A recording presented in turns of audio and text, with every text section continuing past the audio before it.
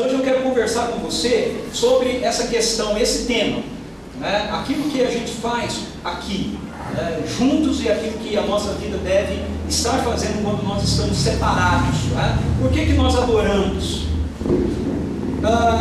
Eu quero começar fazendo algumas perguntas para você. São questionamentos que eu tenho comigo, ok? E talvez você tenha com você também. E se você não tiver, eu espero botar uma ruga atrás da sua orelha para você começar a ter. A primeira questão é o seguinte: por que é que nós temos a necessidade de atribuir admiração a outros? Você já parou para notar isso? Como as pessoas têm necessidade de atribuir, né, a admiração? Eu estou usando a palavra admiração aqui, mas em alguns casos é mesmo assim, louvor, adoração mesmo, né? Tem gente que diz assim: pô, eu adoro o Neymar, não sei como consegue, né? Mas eu adoro o Neymar, né?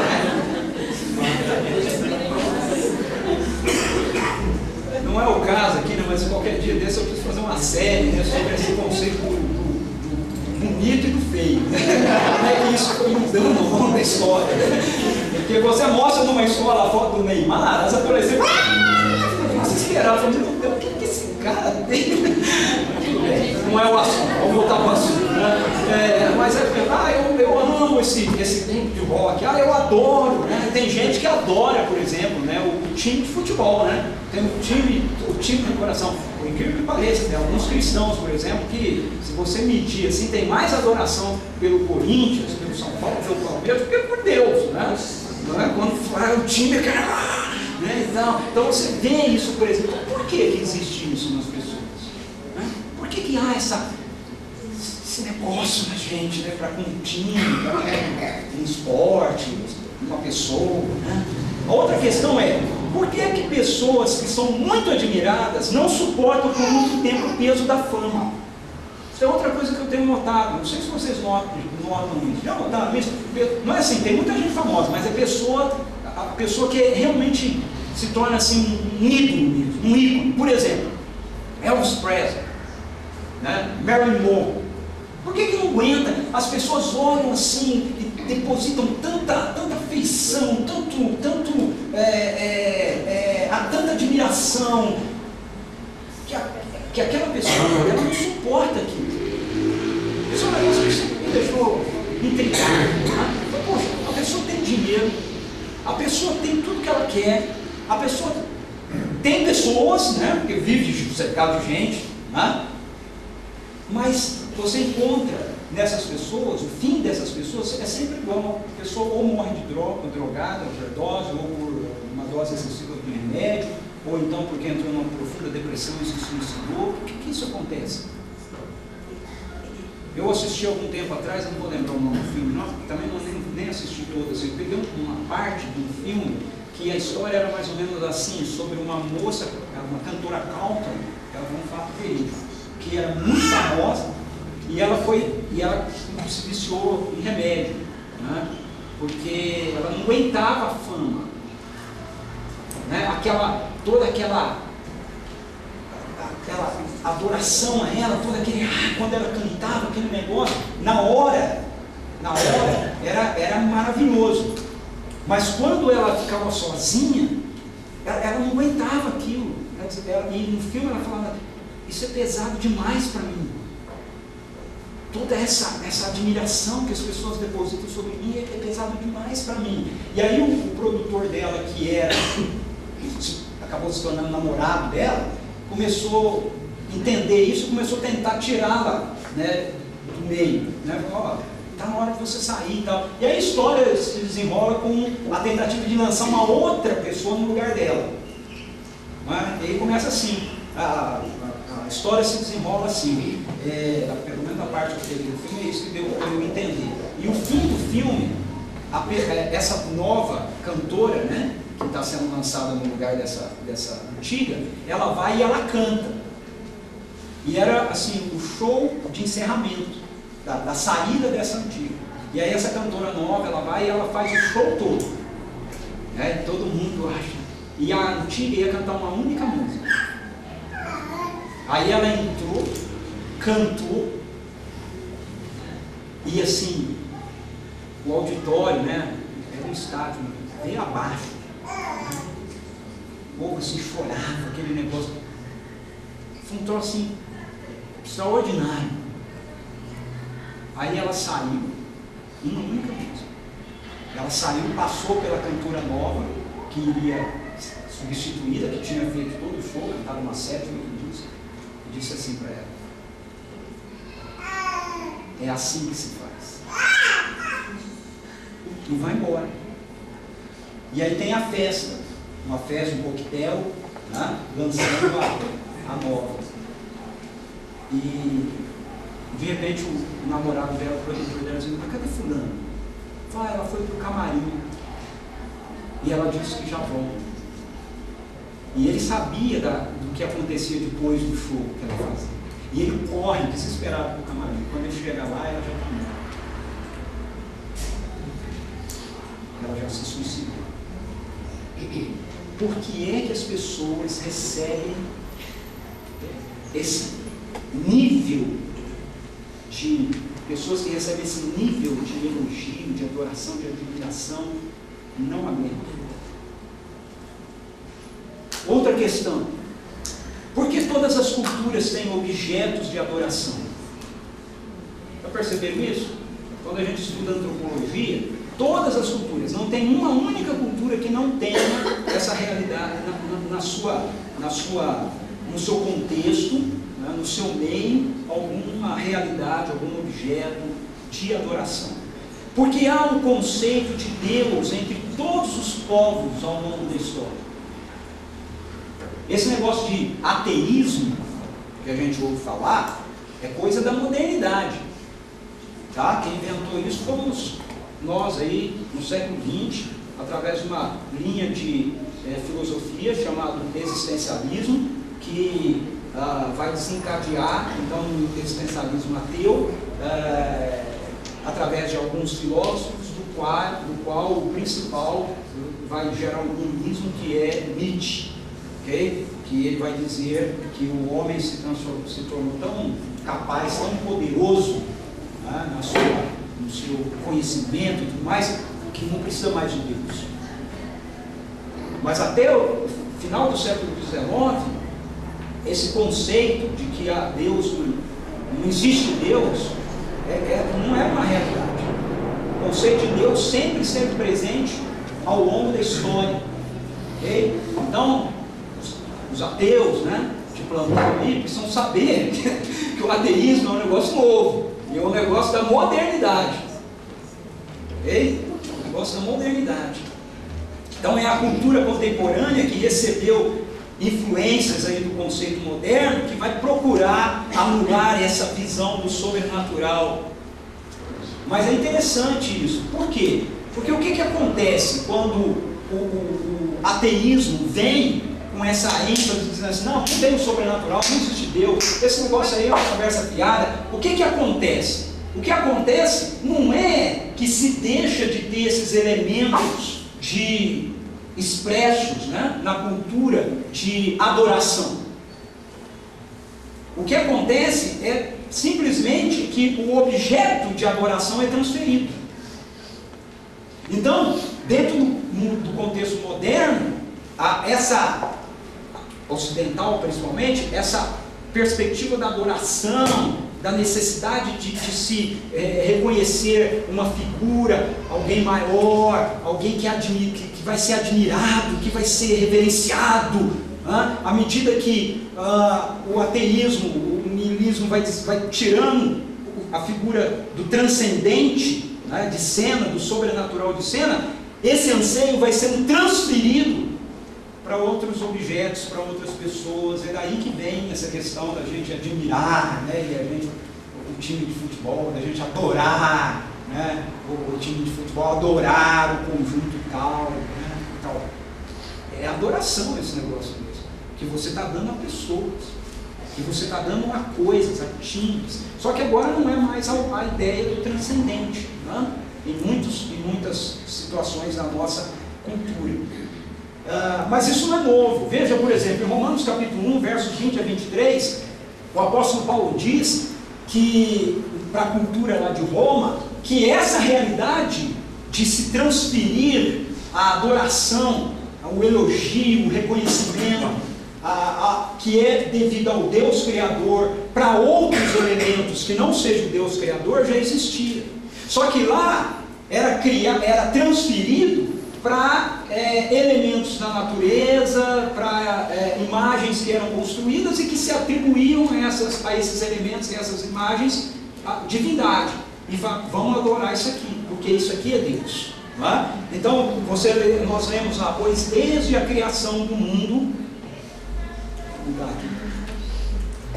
desde a criação do mundo, os atributos invisíveis de Deus, seu eterno poder e sua natureza divina têm sido vistos claramente, sendo compreendidos por meio das coisas criadas, de forma que tais homens são indesculpáveis, porque, tendo conhecido a Deus, não glorificaram como Deus, nem lhe renderam graças, mas os seus pensamentos tornaram-se fúteis, e o coração insensato deles obscureceu-se, dizendo-se sábios, tornaram-se loucos, e trocaram a glória do Deus imortal por imagens feitas segundo a semelhança do homem mortal, bem como de pássaros, quadrúpedes e répteis.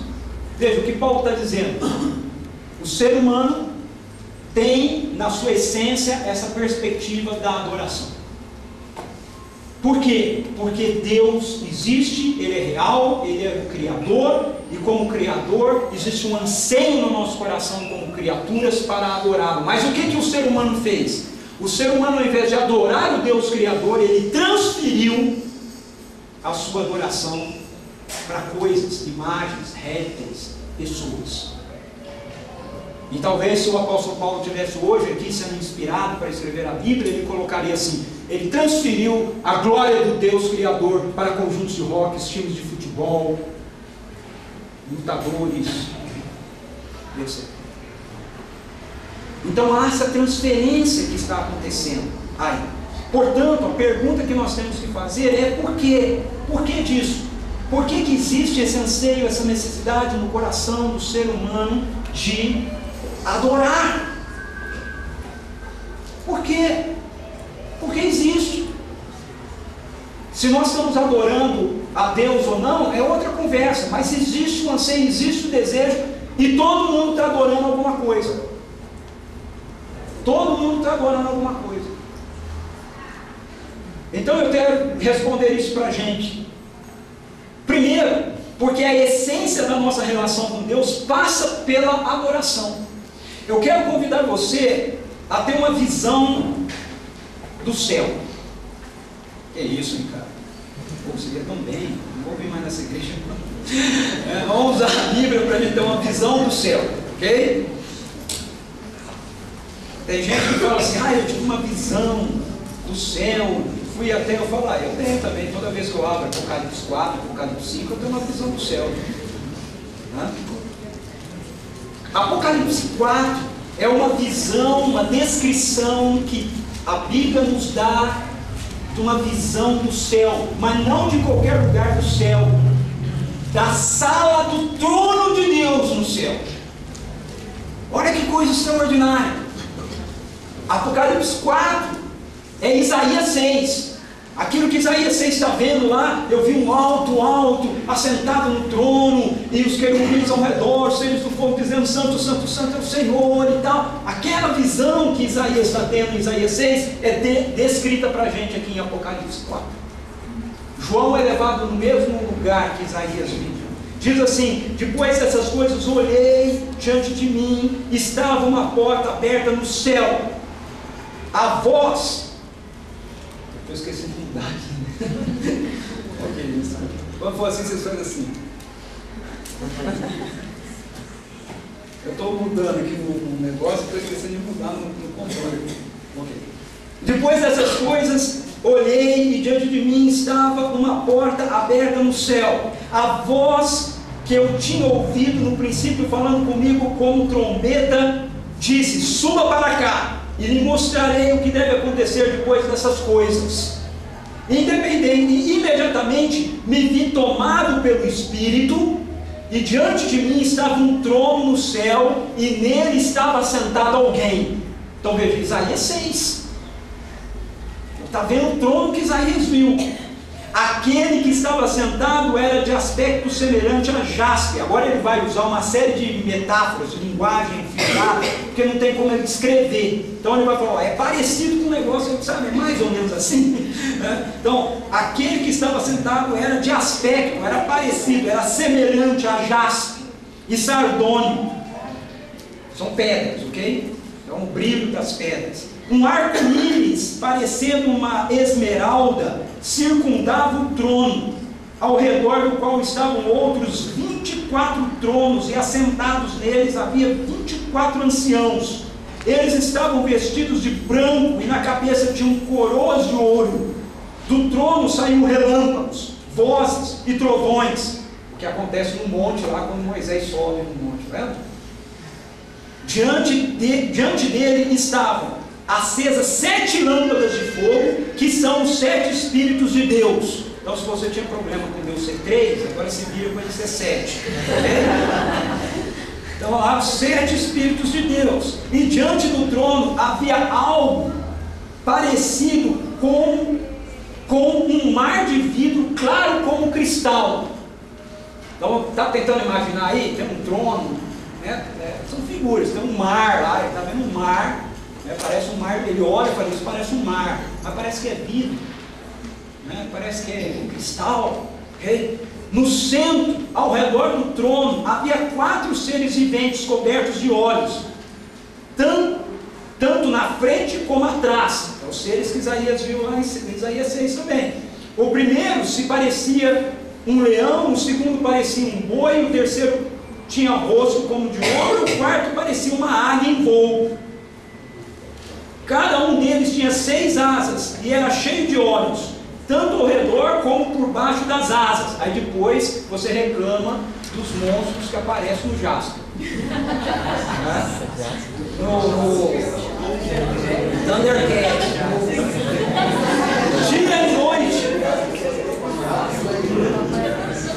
Dia e noite repetem sem cessar. Repete a mesma coisa que os seres viventes de Isaías 6 estavam repetindo. Santo, santo, santo. Qual é o único atributo de Deus que se repete 3 vezes? Santidade. Santo, santo, santo é o Senhor, o Deus Todo-Poderoso. Só que agora eles mudam o final do refrão. Porque o final do refrão em Isaías é: toda a terra está cheia da sua glória. Agora olha o final do refrão que eles estão cantando aqui. Que era, que é e que há de vir. Então quem é o Deus que está assentado no trono? Que João está vendo? Jesus Cristo. Aquele que era, que é e que há de vir. Quem que há de vir? De acordo com as Escrituras? Jesus. Ok? Então, esse Deus que ele está vendo assentado no trono e que está recebendo a adoração, ele se manifesta na vida de Jesus Cristo. Toda vez, agora olha que coisa, toda vez que os seres viventes dão glória, honra e graças àquele que está sentado no trono e que vive para todo sempre, os 24 anciãos se prostram diante daquele que está sentado no trono e adoram aquele que vive para todo sempre. Eles lançam as suas coroas diante do trono e dizem: Tu, Senhor e Deus nosso, és digno de receber a glória, a honra e o poder, porque criaste todas as coisas e por tua vontade elas existem e foram criadas. Quando eu leio esse texto, eu falo: que coisa extraordinária! Veja o que está acontecendo aqui. Tenta entrar na sala do trono. Deus tem um trono no centro disso que a Bíblia chama de céu. Tem um trono, e nesse trono Deus está sentado.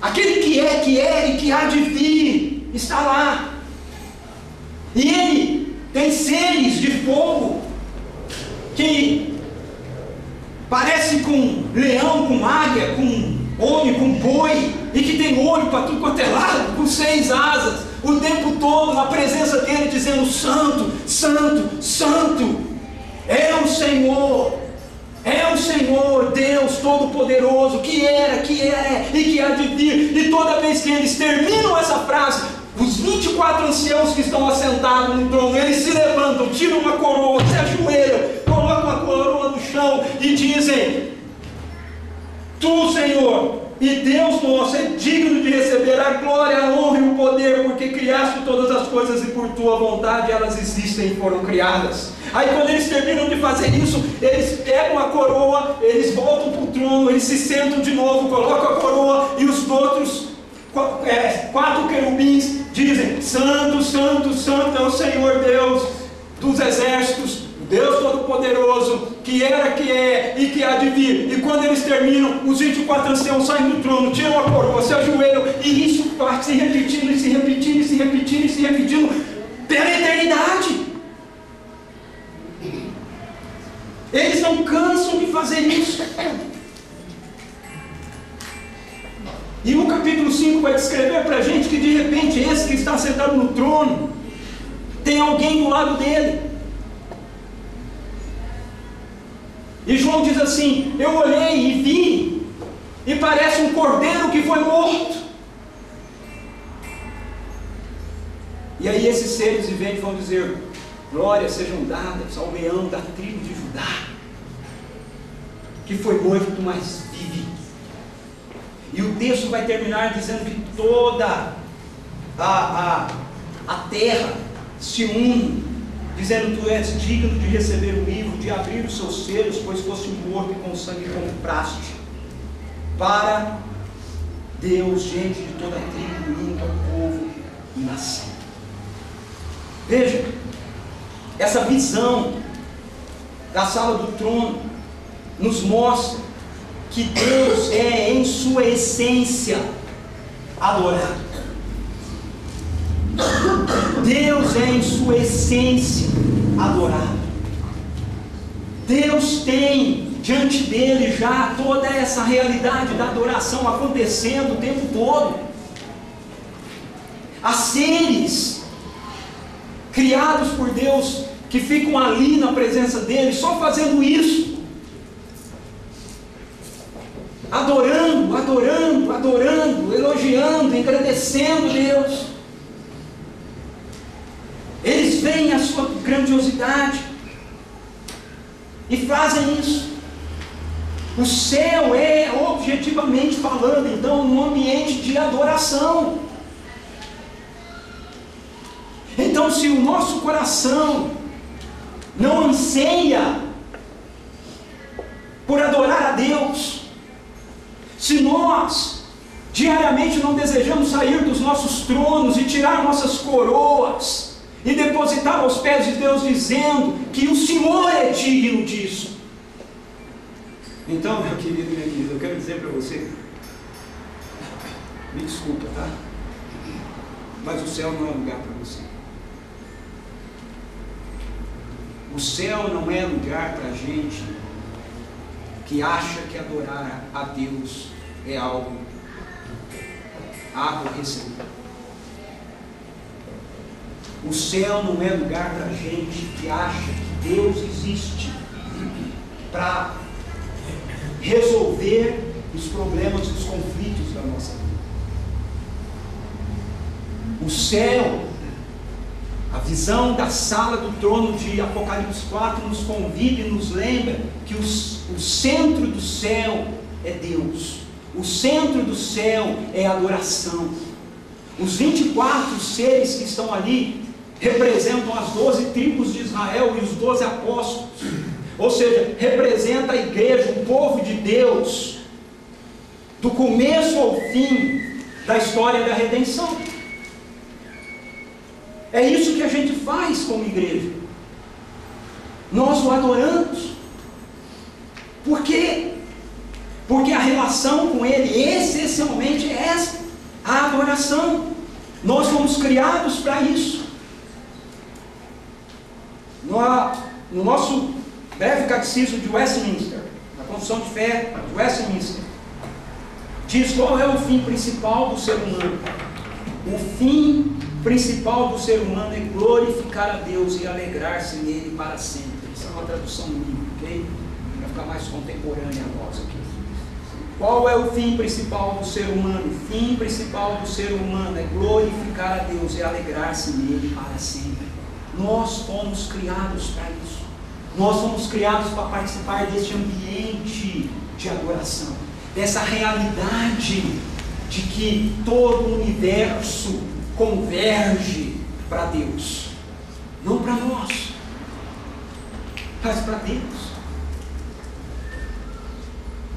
Em segundo lugar, nós adoramos porque a nossa salvação nos conduz para essa realidade de adoração. Veja, Jesus, quando ele se encontra com a mulher samaritana e ele se revela a ela como Cristo, como Salvador, como aquele que veio conduzir as pessoas de novo para uma relação com Deus, ele diz assim: no entanto, está chegando a hora, e de fato já chegou, em que os verdadeiros adoradores adorarão o Pai em espírito e em verdade. São esses os adoradores que o Pai procura. Certo aí? São esses os adoradores que o Pai procura.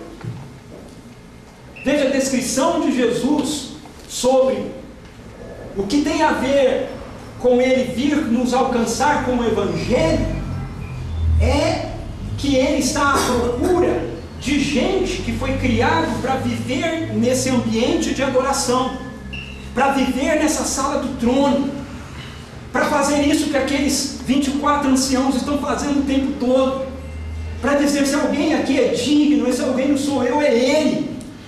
Se alguém aqui tem que receber a coroa, esse alguém não sou eu, é ele. Jesus disse: o Pai está atrás de pecadores para transformá-los em adoradores. Por que Jesus diz isso?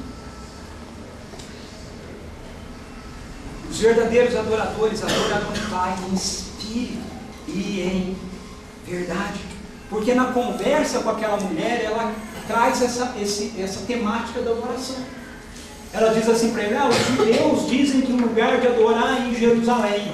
Os nossos pais dizem que o lugar de adorar é aqui no Monte Gerizim. Afinal de contas, onde é que é o lugar de adorar? E Jesus então diz para ela: olha, ele faz essa correção, entendeu? Olha, quem merece adoração não é o templo de Jerusalém, não é o monte em Gerizim, não são pessoas, não são estruturas, não são religiões. Quem merece adoração é o Pai, e o Pai está à procura de adoradores que o adorem em espírito e em verdade. Portanto, é impossível sermos alcançados pelo Evangelho, é impossível sermos redimidos pelo poder do Evangelho e não sermos tomados por um anseio e um desejo enorme na nossa vida de que agora Deus seja o centro dela, de que a nossa existência agora seja para a honra, glória, louvor dele, não nossa, não da igreja, não da nossa pessoa, não da nossa casa, não da nossa família, não dos nossos negócios, mas de Deus. Veja, nem mesmo da missão, hein? De Deus. Deus é digno disso.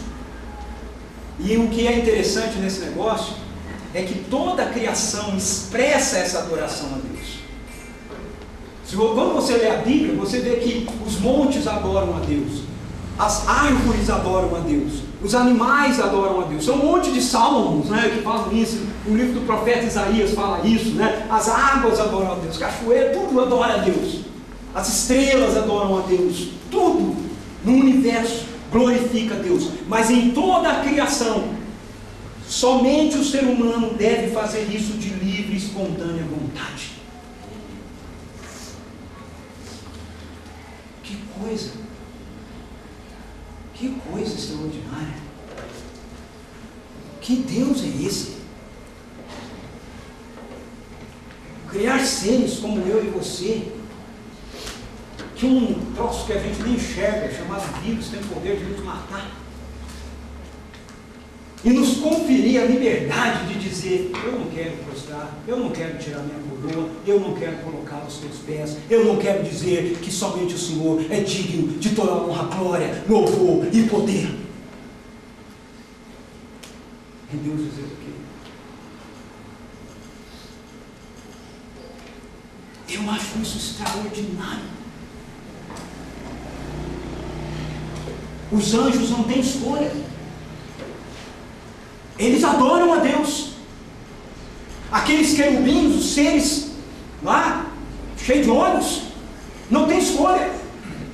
Deus os fez e determinou que por toda a eternidade eles fizessem aquilo. Ficavam dizendo santo, santo, santo, e eles faziam isso com o maior prazer, mas eles foram criados para fazer isso. Mas Deus nos criou e disse para a gente: eu desejo que vocês façam isso, se vocês quiserem.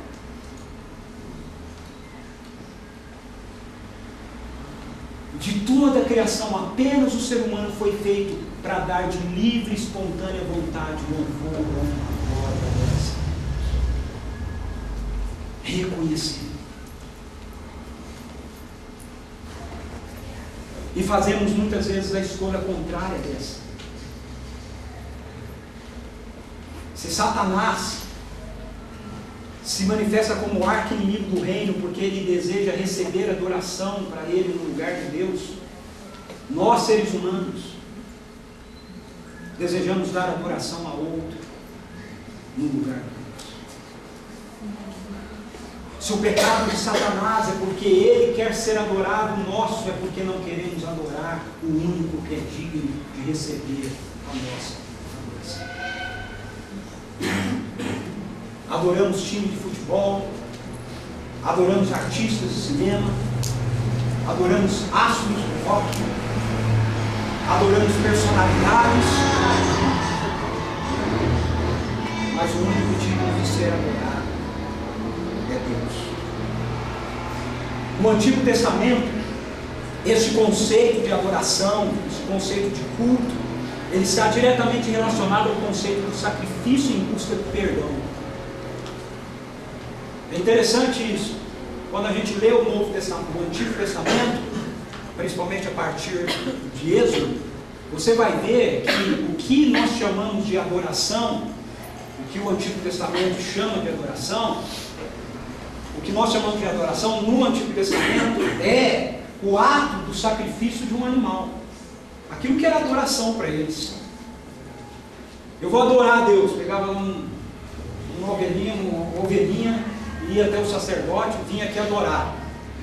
Pregava a ovelha lá, põe a mão sobre ela, os meus pecados, Senhor, eu transfiro para esse animal inocente.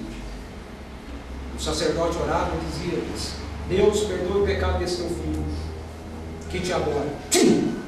Matava o pobrezinho. E aí o sujeito voltava para a casa dele para viver mais um ano, porque ele tinha adorado a Deus, ele tinha cultuado a Deus, e agora ele ia viver mais um ano adorando a Deus, certo de que Deus havia perdoado os seus pecados por causa da sua expressão de adoração diante dele. No Novo Testamento, a adoração é uma expressão natural da compreensão do que o Evangelho fez na nossa vida. Ninguém adora se não compreendeu ainda o Evangelho. Nós podemos ter muitas pessoas vindo à igreja, indo a igrejas, ok? Mas isso não significa que nós tenhamos muitas pessoas adorando a Deus. Porque nós só adoramos a Deus quando a gente compreende o Evangelho. Nós só adoramos a Deus quando o poder do Evangelho, o efeito do Evangelho atingiu a nossa vida. Quando a gente compreende que o Cordeiro Santo de Deus foi imolado, ele foi morto, ele foi sacrificado por mim e por você, e agora nós podemos viver a nossa vida livres na presença de Deus, adorando com o nosso trabalho, com o nosso casamento, com a criação dos nossos filhos, com como administramos nosso dinheiro, adorando. Por quê? Porque o Evangelho nos alcançou. E a resposta que nós damos a Ele é essa. Paulo nos diz isso em Romanos 12:1. Ele diz assim: portanto, irmãos, rogo-lhes pelas misericórdias de Deus que se ofereçam em sacrifício vivo, santo e agradável a Deus. Este é o culto racional de vocês. O culto racional que Paulo está falando ali, ao contrário que algumas igrejas ensinam, né? Não é um culto lógico que você tem uma liturgia escrita assim, ponto 1, isso, ponto 2 aquilo, ponto 3 aquilo, ponto 4 aquilo. O culto lógico do que o Paulo está falando aqui, o culto racional do que ele está falando aqui, é, olha, se vocês entenderam tudo que eu escrevi, de Romanos 1 a 11, e vocês acolheram isso em vocês, então a lógica disso é que a vida de vocês seja oferecida a Deus, em sacrifício vivo, santo e agradável. Vocês vivam com base nisso que eu acabei de falar do capítulo 1 ao capítulo 11. Vivam a vida de vocês baseados no Evangelho. Portanto, quando nós somos impactados pela realidade da salvação, a consciência de que existe um Deus bom e perfeito que nos criou para livremente adorá-lo e nós o rejeitamos. E no lugar disso, ao invés de Deus nos esmagar, Ele entrou na história através de Jesus Cristo, viveu e fez a escolha que nós seres humanos deveríamos ter feito de adorá-lo. E aí Ele se oferece como o Cordeiro Santo de Deus, perfeito de Deus, e morre no meu lugar e no seu lugar. Nós transferimos a Ele o nosso pecado. E Jesus diz então, como sumo sacerdote para Deus: ok, Pai, eles estão perdoados. E nós podemos voltar agora e viver a nossa vida em adoração a Deus, tendo como centro da nossa existência. Mas em último lugar, nós precisamos ver como é que isso acontece, como a adoração se desdobra.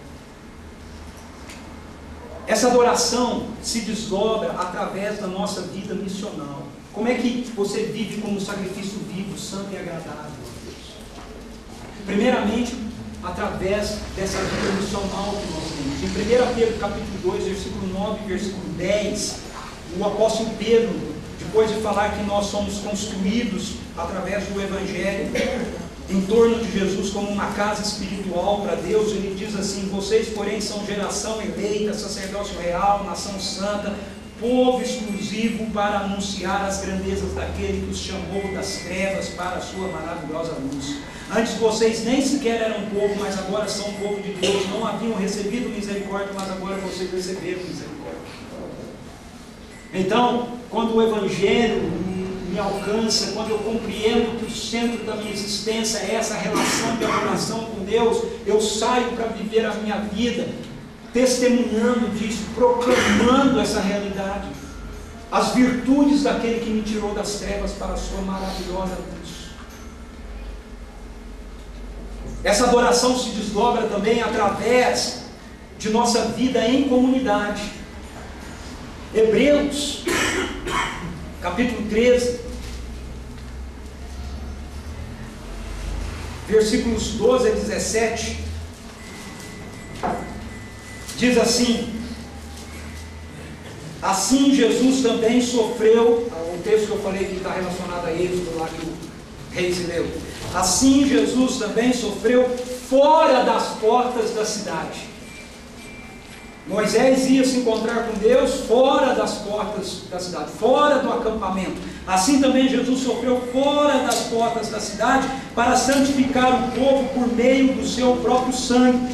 Portanto, saiamos até ele, fora do acampamento, suportando a desonra que ele suportou, pois não temos aqui nenhuma cidade permanente, mas buscamos a que há de vir. O que foi compartilhado pelo Reis e também no momento da adoração, esse lugar, essa vida, esse sistema de vida como nós temos, não é a nossa pátria, não é a nossa casa. Nós buscamos a cidade que há de vir. Por meio de Jesus, portanto, ofereçamos continuamente a Deus um sacrifício de louvor, que é fruto de lábios que confessam o seu nome. Não se esqueçam de fazer o bem e de repartir com os outros o que vocês têm, pois de tais sacrifícios Deus se agrada. Obedeçam aos seus líderes e submetam-se à autoridade deles. Eles cuidam de vocês como quem deve prestar contas. Obedeçam-lhes para que o trabalho deles seja uma alegria e não um peso, pois isso não seria proveitoso para vocês. O que o escritor aos Hebreus está dizendo aí? Ele está dizendo, gente, o negócio é o seguinte: Jesus não tem nada a ver com essa estrutura de mundo, de religião que nós conhecemos. Ele morreu fora de Jerusalém, ele foi para fora do acampamento, e é para fora desse mundo, para fora dessa realidade que nós também precisamos ir, precisamos nos encontrar com Ele. E quando isso acontece, então nós nos tornamos um novo povo ao redor dele, e por isso nós precisamos cuidar uns dos outros, nós precisamos suprir as necessidades uns dos outros, e nós também precisamos aprender a nos submeter aos líderes espirituais que Deus levanta entre nós. Então nós adoramos a Deus.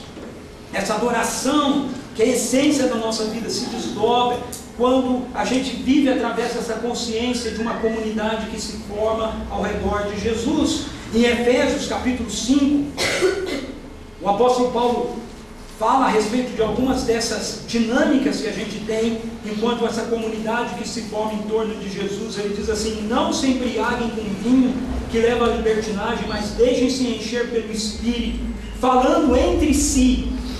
Veja, esse texto não é um texto para indivíduos, é um texto para a comunidade. Nós somos cheios do Espírito por sermos uma comunidade, por estarmos juntos, falando entre si, com salmos, e hinos, e cânticos espirituais, cantando e louvando de coração ao Senhor, dando graças constantemente a Deus, Pai, por todas as coisas em nome do nosso Senhor Jesus Cristo. Presta atenção aqui.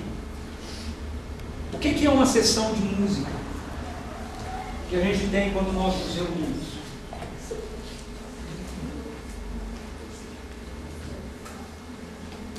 É a expressão da nossa adoração em comunidade a Deus.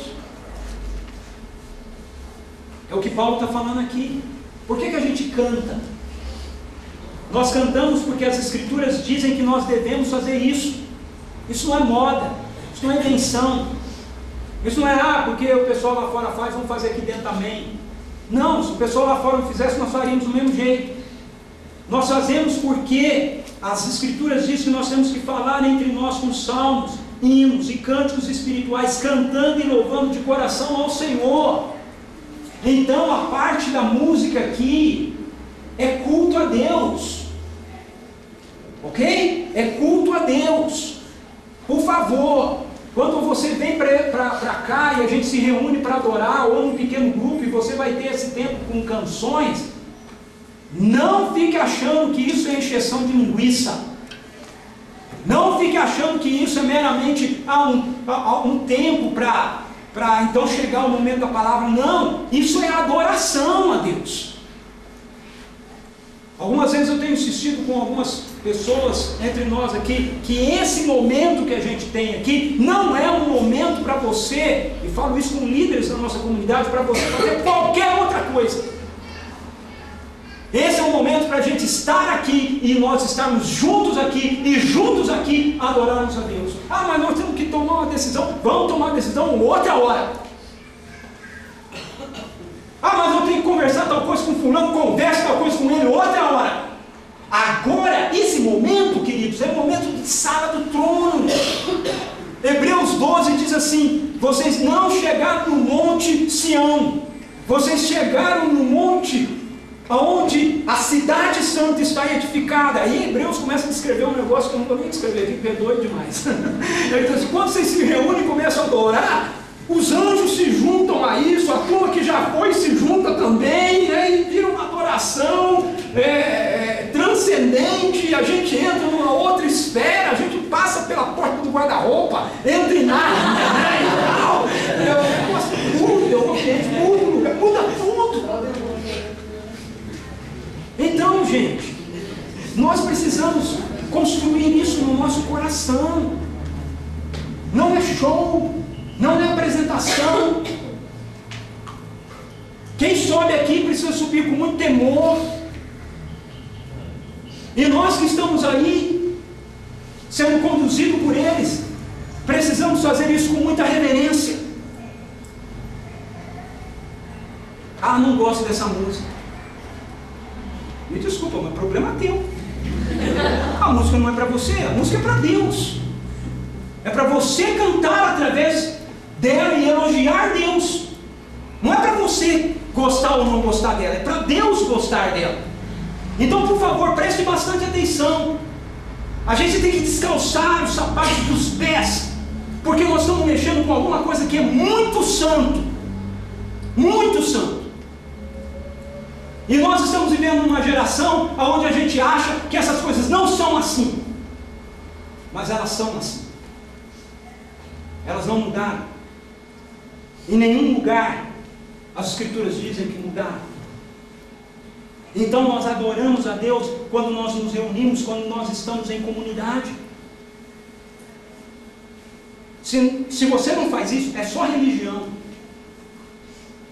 E eu vou falar para você, de religião, com religião e de religião, eu estou fora. Eu não quero saber disso. Mas há mais uma expressão de como é que essa adoração nossa se desdobra. É através do nosso investimento financeiro.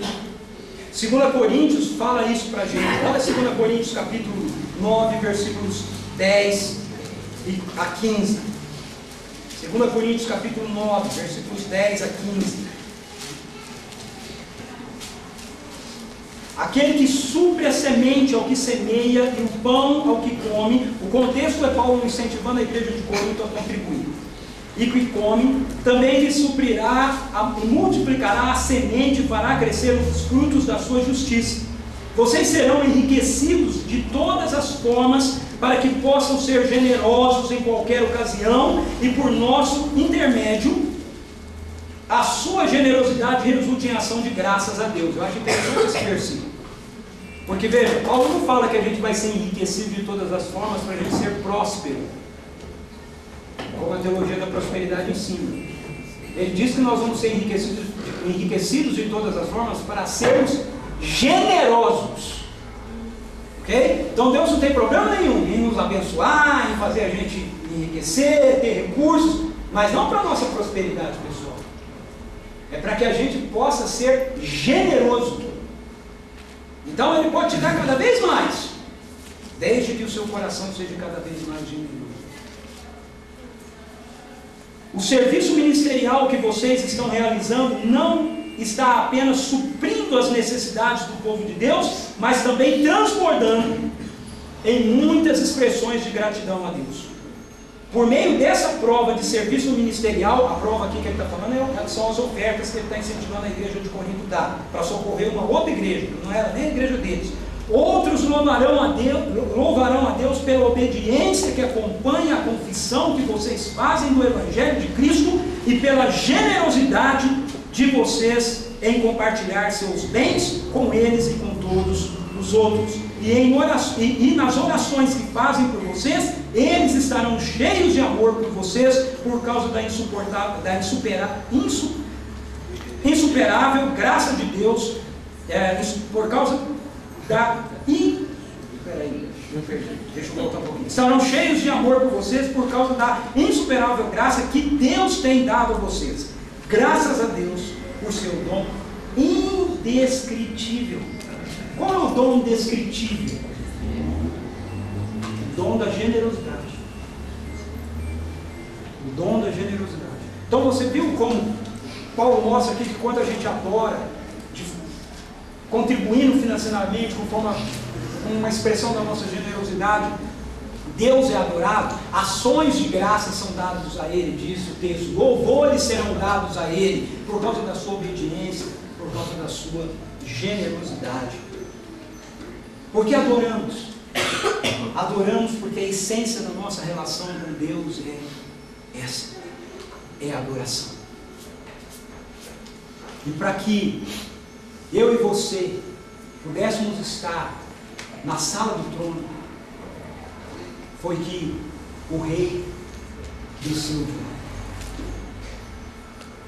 Para que eu e você pudéssemos ver uma porta aberta no céu e pudéssemos adentrar na sua presença, como Hebreus 12 diz, quando adoramos nós estamos na presença dele, diante da sala do trono, cercados por esses anjos, rodeados pelo povo de Deus que tem sido alcançado por ele desde a fundação do mundo. Para que isso fosse assim, Jesus partiu a sua vida por nós. Ele derramou o seu sangue. Nós não adoramos a Deus porque nós nos esforçamos para isso. Se a adoração é um esforço da sua parte, é porque você ainda não entendeu. Quando a gente entender o Evangelho, quando a gente entender que na cruz o Cordeiro foi imaculado, na cruz o meu pecado foi levado por Ele, aquela canção que a gente cantou aqui, maravilhosa, Majestade. Quando nós entendemos aquilo, que nós somos recebidos por Deus como somos, por causa do seu amor, que se sacrificou, que se deu por nós, então eu garanto para você, não haverá outro desejo no seu coração, não haverá outro anseio em nós, que não seja o mesmo dos 24 anseios. Nos prostrarmos, tirarmos as nossas coroas, destronarmos o reinado do nosso eu e colocar aos pés de Jesus a nossa vida e dizer: o Senhor é digno de receber toda a honra, toda a glória, tudo pelos séculos dos séculos. Amém. Vamos lá. Feche seus olhos sobre a sua cabeça.